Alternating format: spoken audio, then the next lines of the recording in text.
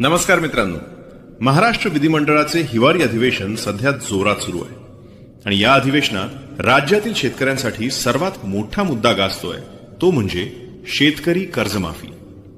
सरकारने कर्जमाफीबद्दल नक्की काय निर्णय घेतलाय?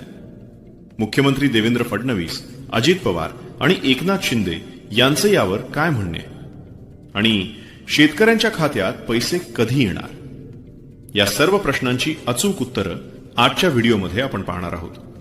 व्हिडिओ शेवटपर्यंत नक्की पहा, कारण यात तुमच्या फायद्याची माहिती आहे. मित्रांनो, हिवाळी अधिवेशनात विरोधकांनी कर्जमाफीवरून सरकारला घेरल्यानंतर राज्य सरकारने आपली भूमिका स्पष्ट केली आहे.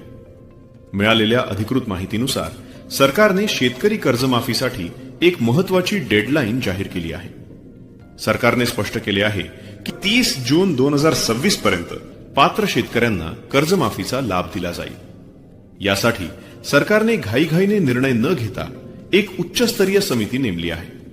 ही समिती ठरवेल की कर्जमाफीचे निकष काय असतील. विधानसभेत बोलताना मुख्यमंत्री देवेंद्र फडणवीस यांनी स्पष्ट केले की शेतकऱ्यांना कर्जमुक्त करणे ही आमची प्राथमिकता आहे, पण याचा फायदा फक्त गरजू आणि पात्र शेतकऱ्यांनाच मिळावा यासाठी आम्ही प्रवीण परदेशी यांच्या अध्यक्षतेखाली समिती नेमली आहे.